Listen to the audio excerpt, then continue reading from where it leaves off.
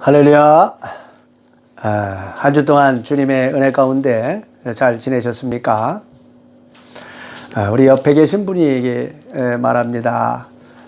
주님께서 부활하셨습니다. 할렐루야. 오늘은 부활주일입니다.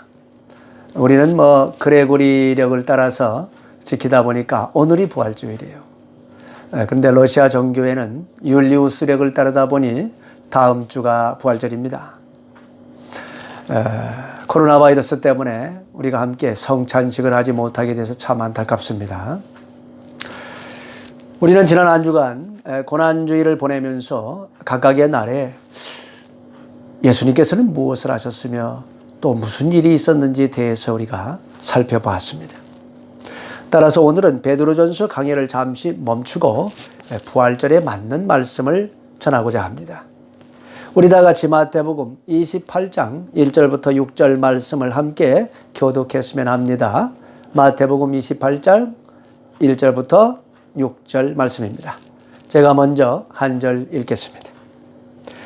안식일이 다 지나고 안식 후 첫날이 되려는 새벽에 막달라 마리아와 다른 마리아가 무덤을 보려고 갔더니 큰 지진이 나며 주의 전사가 하늘로부터 내려와 돌을 굴려내고 그 위에 앉았는데 그 형상이 번개 같고 그 옷은 눈같이 희거늘 지키던 자들이 그를 무서워하여 떨며 죽은 사람과 같이 되었더라. 천사가 여자들에게 말하여 이르되 너희는 무서워하지 말라. 십자가에 못 박히신 예수를 너희가 찾는 줄을 내가 아노라. 그가 여기 계시지 않고 그가 말씀하시는 대로 살아나셨느니라. 와서 그가 누우셨던 곳을 보라. 아멘. 예수님께서 이 땅에 오시기 700여 년 전에 이사야 선지자가 우리 주님께서 고난을 당하실 것에 대해서 아주 상세하게 예언을 했습니다. 우리 다 같이 이사야 53장 4, 5절 말씀 한번 읽어보시겠습니다. 그는 실로 우리의 질고를 지고 우리의 슬픔을 당하였거늘 우리는 생각하기를 그는 징벌을 받아 하나님께 맞으며 고난을 당한다 하였노라. 그가 찔림은 우리의 허물 때문이요 그가 상함은 우리의 죄악 때문이라. 그가 징계를 받음으로 우리는 평화를 누리고 그가 채찍에 맞음으로 우리는 나음을 받았도다. 아멘. 이사야 선지자는 예수님께서 십자가에 못 박혀 죽임당하시는 것을 미리 보고 예수님의 죽음이 어떤 의미를 가지는지에 대해서 명확하게 설명을 했습니다. 바로 저와 여러분의 죄와 허물 때문에 예수님께서 죽으셨다는 것입니다. 예수님께서 저와 여러분의 죄와 허물을 십자가에서 흘리신 피로써 사해 주셨음을 믿으시기 바랍니다. 하나님께서 창조하신 최초의 사람은 아담이라고 불렀습니다. 아담이란 이름의 원래 뜻은 붉은 것 또는 흙이라는 뜻입니다. 그러니까 하나님께서 붉은 흙을 재료로 만든 사람이 아담이라는 것이죠. 아담의 갈빗대를 취해서 만든 첫 번째 여자는 하와라고 불렀습니다. 하와라는 이름의 뜻은 생명이라는 것입니다. 그러니까 아담에게 씨를 받아가지고 생명을 잉태시켜내는 밭의 역할을 하는 것이다 이 말이죠. 이 둘을 통하여 이 땅의 인류의 역사가 시작된 겁니다. 모든 인간은 언어와 외모가 달라도 다 아담의 후손입니다. 하지만 아담과 하와는 하나님의 말씀에 순종하여 하나님의 뜻을 이루는 데 실패했습니다. 그들이 선악과를 따먹고 범죄했기 때문이지요.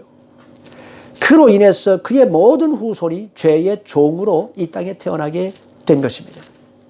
누구든지 누구에게 순종하면 그 순종하는 것에 종이 되는 것, 이것이 바로 영계의 법칙이기 때문입니다. 죄의 순종을 하여서 범죄했기 때문에 그들은 죄의 종이 되어버린 것입니다. 인간이 범죄한 이 죄를 해결할 수 있는 것은 인간뿐입니다. 인간의 죄를 동물이나 새가 대신 갚을 수가 없습니다. 인간의 죄를 신이 대신 치를 수는 없습니다. 그 죄값을. 인간의 죄값은 인간만이 갚을 수가 있어요. 그래서 인간의 죄 문제를 해결하기 위해서 인간이 되어야 하지만은 아담의 후손이 또 되어서는 안 됩니다. 아담의 후손이 되는 순간 죄인이 되어버리기 때문이죠. 그러면 또 인간의 죄를 대속할 능력이 없잖아요. 따라서 인간은 인간이 돼 아담의 후손이 아닌 인간, 즉 죄가 없는 인간이 필요해진 것입니다. 성삼위 하나님께서 인간을 창조하실 때에 인간이 사탄의 미혹에 넘어가서 죄를 짓게 될 것을 우리 하나님은 다 아셨습니다. 하나님께서는 전지하신 분이시기 때문이지. 그래서 이 문제를 해결할 대책을 만세전에 감춰두셨습니다. 왜 감춰두셔야 했을까요? 사탄 마귀가 이 계획을 안다면 절대로 그것이 이루어지지 못하도록 방해할 것을 아셨기 때문이죠. 하나님께서는 아담과 하와가 범죄했을 때에 이 문제를 해결할 사람이 올 것이라고 미리 말씀해 주셨습니다. 자, 창세기 3장 15절 말씀입니다. 내가 너로 여자와 원수가 되게 하고 내 후손도 여자의 후손과 원수가 되게 하리니 여자의 후손은 내 머리를 상하게 할 것이요 너는 그의 발꿈치를 상하게 할 것이니라 하시고. 아멘. 하나님께서 아담과 하와를 미혹해서 범죄하게 만든 사탄에게 너의 머리를 깰 여자의 후손이 올 것이다, 그렇게 말씀하셨기 때문에 사탄은 자신의 머리를 깰 자가 누구인지 인류 역사 속에서 항상 살펴야만 했습니다. 사탄은 인류 역사 속에서 하나님의 뜻에 순종하여서 하나님의 역사를 이루는 그런 사람이 나타나면은 모든 것을 동원해서 그를 공격했고 결국은 그를 미혹해서 넘어지게 했습니다. 또 그가 죄를 지어서 넘어지면은 안심을 했습니다. 그런데 그가 죄를 짓지 않고 온전하면은 온갖 방법을 써서 공격을 하다가 그래도 안 되면은 죽게 만들었어요. 아담의 첫째 아들인 가인을 사주해가지고 동생 아벨을 죽인 것을 시작으로 믿음의 계보를 이어나가는 수많은 믿음의 사람들을 미혹해가지고 타락하게 하든지 아니면은 주변 사람들을 다 동원해가지고 힘을 전혀 쓰지 못하게 만들고 그래도 안 되면은 죽였습니다. 사탄은 하나님께서 말씀하신 그가 나타나서 자신의 머리를 깨기 전에 그를 먼저 죽여버리면 된다, 이렇게 생각을 한 것이죠. 하지만 하나님께서는 믿음의 사람들을 통해서 계속해서 믿음의 계보를 이어나가셨고 결국 사탄의 머리를 깰 메시아인 예수님께서 이 땅에 태어나시게 역사하셨습니다. 예수님께서 온전한 인간이 되셔야 하기 때문에 여자의 몸을 통해서 나오게 하셨지만은 죄가 없는 인간이 되어야 되기 때문에 성령의 능력으로 남자의 도움이 없이 직접 잉태시켜서 처녀의 몸을 통하여 태어나게 역사하였습니다. 할렐루야. 예수님이 태어났을 때 동방으로부터 박사님들이 찾아와서 헤롯 대왕에게 이스라엘의 왕으로 나신 이가 어디 계십니까? 그렇게 묻는 것을 보고 사탄은 헤롯 왕을 사주해서 2살 이하의 사내 아이들을 다 죽이게 했습니다. 그때로부터 한 1500여 년 전에 모세가 태어났을 때에도 사탄은 애굽의 바로 왕을 사주해가지고 히브리 여인들이 낳는 사내 아이들은 다 죽이게 했습니다. 그때 사탄은 이제 더 이상 자신의 머리를 깰 자가 나오지 않을 것이다, 그렇게 안심을 하고 있었는데 예수님께서 태어나시자 다시 없애려고 달려든 것입니다. 하지만 하나님께서 요셉에게 천사를 보내가지고 예수님을 피신시키셨지요. 이것을 모르는 사탄은 메시아가 죽은 줄 알고 안심하고 있었습니다. 30년 후에 갑자기 예수님께서 회개하라, 천국이 가까이 왔느니라, 그렇게 선포하시고 하나님의 일을 시작하시자 사탄은 깜짝 놀랐지요. 예수님께서는 기적을 행하시고 모세보다도 더 큰 일을 행하시며 하나님의 능력을 드러내시기 시작하시자 사탄은 이 예수님을 빨리 죽여야 한다고 생각해서 유대인들을 선동해가지고 예수님을 십자가에 못 박아 죽이는 데 성공합니다. 예수님께서 죽으시는 순간 사탄은 만세를 불렀을 것입니다. 이제 뭐 다 끝났다고 생각을 했겠지요.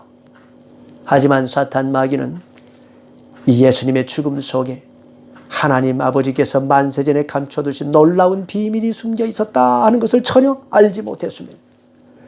만약 사탄 마귀가 이걸 알았다면 예수님을 절대로 죽이지 않았겠지요. 사실 우리 예수님께서는 죽으실 이유가 없었습니다. 죽음은 죄의 값입니다. 인간은 죄 때문에 죽는 것입니다. 그러니까 죄가 없으신 우리 예수님은 죽을 이유가 없었습니다. 하지만 예수님께서는 죽어주시기 위해서 이 땅에 오셨습니다. 예수님께서 겟세마네 동산에 있을 때 대제사장이 보낸 군사들이 와가지고 예수님을 잡아가려고 하니까 베드로가 그동안 숨기고 있었던 칼을 뽑아서 말고라는 사람의 귀를 잘라버리지. 그는 예수님을 지켜주고 싶었습니다. 그런데 예수님께서는 베드로에게 베드로야, 네 칼을 칼집에 다시 넣으라. 그리고 이렇게 말씀하셨습니다. 마태복음 26장 53절입니다. 너는 내가 내 아버지께 구하여 지금 12군단 더 되는 천사를 보내시게 할 수 없는 줄로 아느냐. 예수 그리스도께서는 온 우주 만물의 주인이십니다. 예수 그리스도가 없이 생겨난 것은 아무것도 없습니다. 만물은 예수 그리스도로 말미암아 창조되어서 예수 그리스도로 인해서 존재하다가 예수 그리스도께 돌아가게 되어 있습니다. 하늘의 천군 천사도 그룹들도 스랍들도 모두 예수 그리스도에 의해서 창조됐고 예수 그리스도로 인해서 존재하고 있으며 예수 그리스도께 모든 영광과 존귀와 찬송을 돌리는 줄 믿으시기 바랍니다. 따라서 예수님께서 이 땅에서 영원히 사시겠다고 결정하셨다면 감히 그 누가 예수님의 몸에 손을 댈 수 있겠습니까? 예수님께서 당신을 잡으러 온 자들을 물리치기로 결정만 하셨다면, 마음만 먹었다면 그냥 12군단의 천사를 불러오실 수 있었다. 그렇게 말씀하고 있는 거예요. 당시에 로마 군대가 전체가 12군단으로 이루어져 있었습니다. 한 군단에는 6,000명의 병사로 이루어져요. 그러니까 12군단이면 이게 72,000명의 병사입니다. 예수님께서 이 땅에서 왕이 되기를 원하셨거나 영원히 사시길 원하셨더라면 그 순간에 72,000의 천사들이 삽시간에 내려와가지고 당시에 전 세계를 지배하고 있던 로마의 전군의 병사를 싹 다 진멸할 수 있었다 그 말이에요. 여러분, 눈에 보이지 않는 하늘의 군대와 인간이 싸우면 누가 이기겠습니까? 시간과 공간의 제한을 받는 인간이 시공간을 초월한 천군하고 싸우면은 그 인간이 칼 한 번 휘두르지 못하고 죽게 돼 있어요. 다시 말해서 예수님께서는 죽을 이유가 없으셨고 천군 천사를 부리는 권세를 가지고 계셨지만은 스스로 죽음을 선택하셨다는 겁니다. 왜 죽으셨을까요? 마태복음 26장 54절입니다. 내가 만일 그렇게 하면 이런 일이 있으리라고 한 성경이 어떻게 이루어지겠느냐 하시니라. 아멘. 예수님께서는 만세전에 성부 하나님 아버지와 성령 하나님과 함께 비밀리에 세워두셨던 인간의 구원 계획을 성취시키기 위해서 이 땅에 오셨습니다. 그 선지자들을 통하여 예수님께서 고난을 당하시고 죽으실 것을 미리 말씀해 놓으셨습니다. 만일 예수님께서 당신의 능력을 사용해 가지고 살아남으신다면은 하나님의 영으로 감동된 사람들이 기록해 놓은 이 성경의 기록들이 성취될 수가 없겠지요. 그런 일이 있어서는 안 되기 때문에 예수님께서는 말씀대로 오셔서 말씀에 기록된 대로 죽기로 결단을 하셨다는 겁니다. 예수님은 처음부터 끝까지 오직 하나님 아버지 말씀에 따라 살았고 말씀에 따라 행하시다가 말씀에 따라 죽으신 것입니다. 왜냐하면 예수님이 말씀이시기 때문입니다. 할렐루야. 다시 말해서 이사야 선지자가 말했듯이 예수님의 죽음은 저와 여러분을 위한 것이었다 하는 것이요. 저와 여러분을 죄와 사망의 법에서 해방시키시고 우리를 하나님의 자녀로 회복시키기 위해서 예수님께서 죽으셨다는 걸 믿으시기 바랍니다. 그런데 만일 예수님께서 죽으시고 그것으로 끝났다면 뭐 예수님의 죽으심이 우리에게 무슨 희망이 되겠습니까? 예, 물론 뭐 우리가 예수님을 믿음으로 구원을 받아가지고 죄와 사망의 법에서 해방됐으니까 이거 참 감사한 일이지요. 그러나 그렇다고 해서 뭐 우리가 안 죽습니까? 인간의 몸은 흙에서 나왔기 때문에 이게 영원한 게 아니거든요. 우리 몸은 세월이 지나면은요, 쇠하게 돼 있습니다. 그래서 아무리 건강하고, 뭐, 아무리 아름다웠고, 또 뭐, 아무리 근육을 많이 키운 보디빌더라고 할지라도 세월 지나면은 다 근육이 처지고, 얼굴에 주름이 생기고, 이제 이도 빠지고, 시력이 나빠지고, 그렇게 되는 거예요. 인간이 한번 죽는 것은 정해진 바이고 그 후에는 하나님의 심판이 기다리고 있습니다. 물론 뭐 우리는 하나님의 심판을 받지 않지요. 왜냐하면 우리의 죄값을 예수 그리스도께서 대신 치러주셨기 때문입니다. 우리 대신 십자가에서 피를 흘려주셨기 때문에 우리는 하나님의 심판에서 생명으로 옮겨진 자들입니다. 믿습니까? 그러나 우리가 다시 살아날 수가 없다면 그게 다 무슨 소용입니까? 다시 말해서 우리가 죄를 용서받고 하나님의 심판을 면한다고 한들 우리가 다시 살아나지 못한다면 그게 다 무슨 소용이냐 그 말이에요. 고린도전서 15장 13, 14절에 말합니다. 만일 죽은 자의 부활이 없으면 그리스도도 다시 살아나지 못하셨으리라.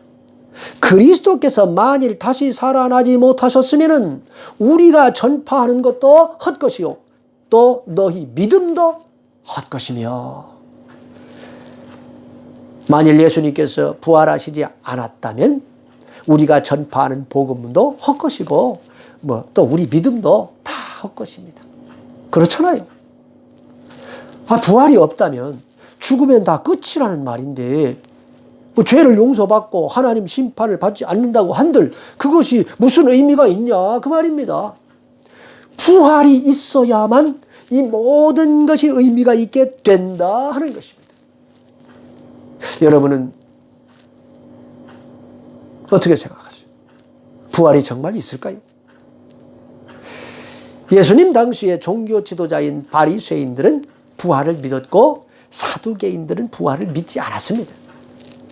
부활에 대한 믿음이 있느냐 없느냐 이것에 따라서 삶이 완전히 달라집니다.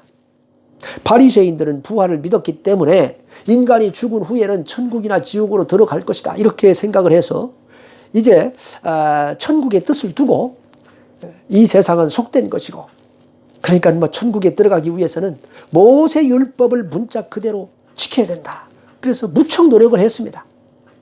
그런데 부활을 믿지 않는 사두개인들은 천국과 지옥이 없다고 생각했기 때문에 뭐 이 땅밖에 없잖아요. 그러니까 이 땅에서 성공하는 것이 곧 하나님의 축복받은 증거다 이렇게 생각을 해서 세상의 복만을 향해서 달려가게 된 것입니다. 그러니까 대부분의 사두개인들과 또 많은 바리새인들은 예수님을 믿을 수가 없어서 이제 구원을 받지 못했지만은 부활의 신앙을 가지고 있느냐 없느냐에 따라서 이 삶의 양식이 완전히 달라진다는 거예요. 여러분들은 부활을 믿습니까? 부활은 정말 있을까요?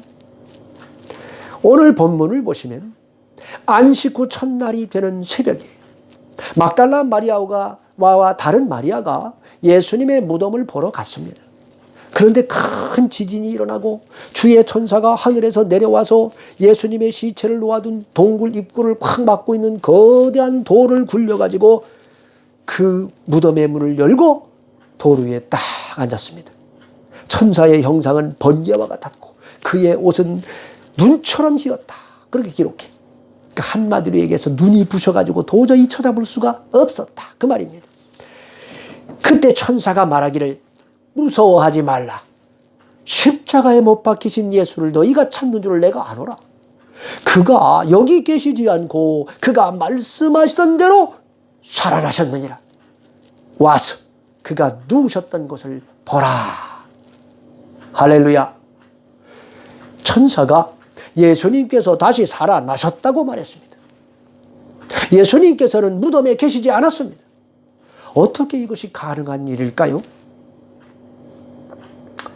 사실 하나님 아버지께서는 예수님께서 셋째 날에 다시 살아나실 것을 인류 역사 속에서 여러 차례 미리 보여주셨습니다. 하나님께서 아브라함을 찾아오셔서 그가 사랑하는 아들 이삭을 모리아 산으로 데리고 가서 거기서 번제로 드리라고 명령하셨습니다. 아브라함은 이삭을 데리고 3일 길을 가서 이제 셋째 날에 모리아 산에 드디어 도착을 했습니다. 그곳에서 이삭을 죽이기 위해서 칼을 뽑아 들었습니다. 아브라함은 자신이 이삭을 죽여도 하나님께서 이삭을 다시 살리실 걸 믿었습니다. 그러니까 아브라함은 부활신앙을 가지고 있었던 것이죠. 왜냐하면 하나님께서 아브라함에게 내 후손이 바로 이 이삭을 통하여 하늘의 별과 같고 바닷가의 모래와 같이 많아질 것이라 약속을 했기 때문입니다. 아브라함은 하나님께서는 한 번 말씀하시면 반드시 이루시는 분이라고 믿었던 것입니다. 그래서 그는 주저없이 모리아 산으로 이삭을 끌고 가서 죽이려고 했던 것입니다. 이삭은 이제 죽는 거구나 그러고 생각을 했겠지요. 그때 우리 하나님께서 천사를 급히 보내서 아브라함을 말리셨습니다. 그리고 그 옆에 뿌리 나무에 걸린 순양을 보게 하시고 저걸 대신 드리라고 하셨습니다. 이삭이 제3일의 죽음에서 살아난 것은 예수님께서 셋째 날 살아나실 것을 예표하는 사건이었다 하는 거예요. 하나님께서 요나 선지자에게 아수르의 수도인 니느웨로 가서 앞으로 40일이면 니느웨가 멸망할 것이라고 선포하라 명령했습니다. 요나는 자신이 가서 하나님의 심판의 말씀을 전하면 니느웨 사람들이 그것을 듣고 회개할 것이고, 회개하면 또 우리 하나님께서 용서하시고, 그러면 그들이 살아남아서 결국은 북이스라엘을 공격해 올 것을 알았기 때문에 그게 싫어서 반대편인 다시스로 도망을 친 겁니다. 근데 하나님께서는 바다에 파도를 보내가지고 그가 탄 배를 공격하십니다. 배에 타고 있던 사람들은 영문도 모른 채 다 죽게 된 겁니다. 그래서 이 재앙이 도대체 누구에서 왔는지 제비를 뽑아보자 하고 딱 뽑아보니까 요나에게 딱 걸리지요. 요나는 자기 때문에 하나님께서 진노하신 것이다. 그러니까 너희들이 살려면 나를 바다에 던지라고 했습니다. 사실 그 배 안에 하나님의 사람은 요나 한 사람밖에 없었어요. 우리 하나님의 눈은 하나님의 자녀에게만 관심이 있어요. 다른 사람들이 뭐 어떻게 살든지 어떻게 행동하든지 별로 관심 없어. 우리 하나님은. 그들은 살기 위해서 할 수 없이 요나를 바다에 던집니다.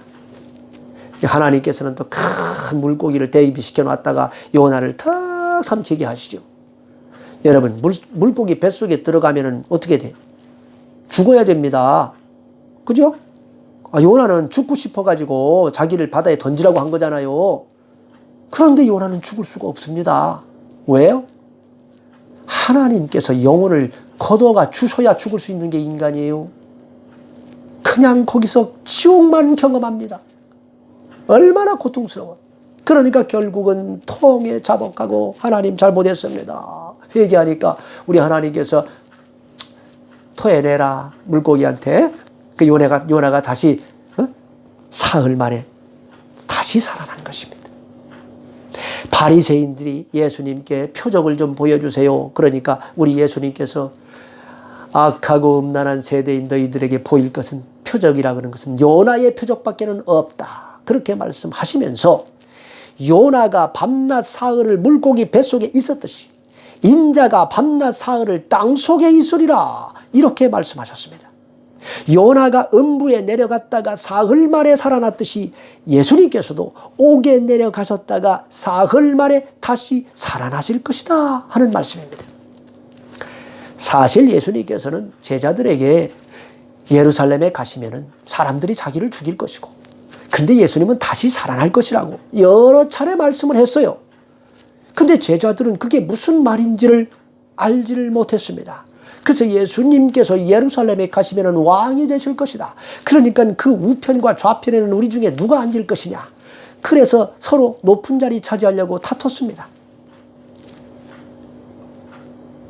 예수님께서는 십자가에 못 박혀 죽임을 당하시고 셋째 날에 사망 권세를 깨뜨리고 다시 살아나셨습니다. 할렐루야. 예수님께서는 부활의 첫 열매가 되셨습니다. 여러분, 과일을 수확할 때에 열매 하나만 딱 수확을 하고 수확을 끝내는 농부가 있습니까? 첫 열매를 수확을 했다 하는 것은 나머지 열매들도 당연히 수확이 될 것을 말하는 거예요.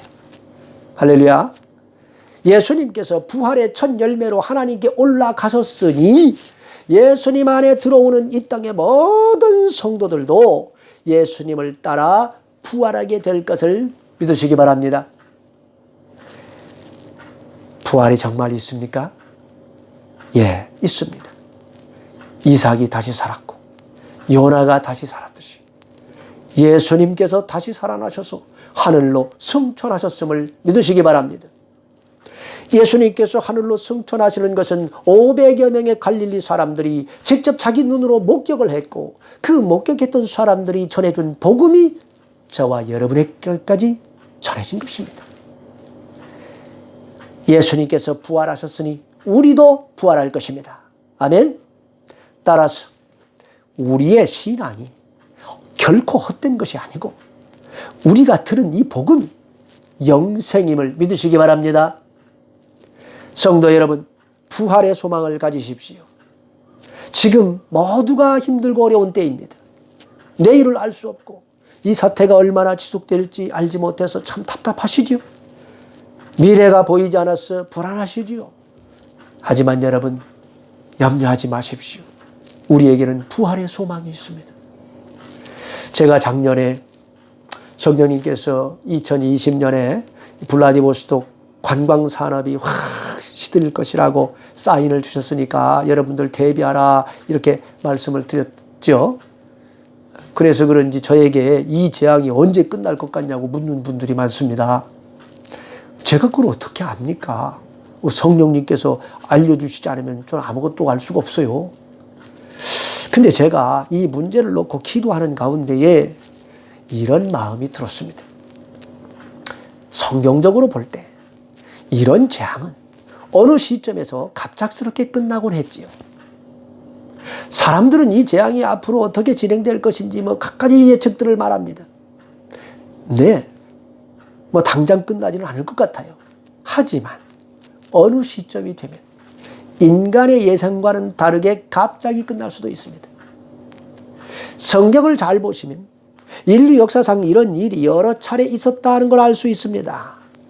애굽에 내린 독종의 재앙이 러시아어로는 부스럼을 동반하는 폐렴으로 기록된 것을 보면 이 코로나와 같이 폐렴 증상을 유발하는 재앙이었다, 전염병이었다 하는 걸 알 수 있습니다.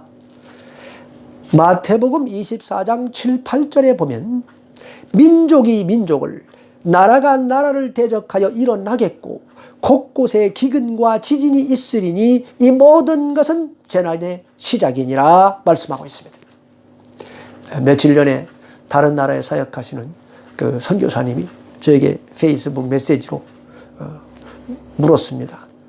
킹제임스 번역과 영어에 그리고 러시아 성경에는 이 구절에 곳곳에 기근과 전염병과 지진이 있으리니 이렇게 돼 있는데 왜 우리 한국어에는 이 전염병이라는 말이 빠져 있는지 아느냐 그렇게 묻더군요. 그래서 제가 러시아 성경을 다시 살펴봤습니다. 그 전염병이라는 말이 있어요. 그래서 이제 원어인 헬라어 성경을 살펴봤습니다. 놀랍게도 거기에도 전염병이란 단어가 들어 있었습니다. 그러니까 전염병이 마지막 때를 알리는 징조 중에 하나라는 것이죠. 전염병 재앙은 인류 역사에 여러 차례 있었는데 그때마다 많은 생명을 앗아갔습니다. 하지만 늘 그 재앙은 갑자기 끝났습니다. 언제 끝났습니까? 하나님의 뜻이 다 이루어지면 바로 끝났습니다. 회개할 자가 회개하고 죽어야 될 자가 죽으면 하나님께서 재앙을 거두셨습니다. 성경이 지속적으로 말하는 바가 그렇습니다. 주님께서는 참새 한 마리도 하나님이 허락하지 않으면 떨어지지 않는다고 말씀했습니다. 하물며 이 수만 명이 죽어가는 이 재앙이 어찌 하나님의 뜻과 무관할 수 있겠습니까? 이 코로나 재앙을 통하여 하나님께서 당신의 일을 행하고 계심을 알아야 합니다. 하나님께서 걷어가시면 순간에 끝납니다. 그러니 지금은 우리가 회개하며 주님을 의지하고 엎드려 서야 할 때입니다. 여러분, 자만하지 마십시오. 부활의 소망으로 겸손히 엎드리시기 바랍니다. 여러분 모두 사망 권세 깨뜨리고 부활하신 주님을 바라보시기 바랍니다. 전 인류에 미치는 이 재앙 속에서 지금 우리가 해야 할 일은 주님을 굳건하게 붙드는 것입니다. 여러분 모두 부활하신 주님께 나아가시기를 예수 그리스도의 이름으로 축원합니다. 자, 다 같이 기도하시겠습니다. 하나님 아버지, 우리에게 부활의 소망을 주셔서 감사합니다. 사망 권세 깨뜨리시고 부활하셔서 마귀의 일을 멸하시고 사탄 마귀의 머리를 깨뜨리신 주님을 찬양합니다. 이제 모든 저주가 주님의 이름으로 우리에게서 떠났음을 믿습니다. 모든 죄의 결과로 인한 약함과 질병과 귀신의 매임과 가문의 저주가 주 예수 그리스도의 이름으로 우리에게서 떠났음을 믿습니다. 주여, 온 세계가 코로나 재앙으로 인해 두려워하고 있습니다. 하지만 이 재앙도 아버지 하나님의 주권에 속한 줄 믿습니다. 아버지 하나님의 뜻을 이루기 위한 하나님의 손길인 줄 믿습니다. 주여, 우리가 주님 앞에 엎드려 회개하고 우리의 삶을 돌아보아 겸손으로 허리를 동이게 하여 주시옵소서. 애굽에 재앙을 내리시는 가운데에서도 아버지의 백성들을 지켜주셨듯이 이 재앙으로부터 우리를 지켜주실 줄 믿습니다. 우리를 사랑하시는 주 예수 그리스도의 이름으로 기도합니다. 아멘.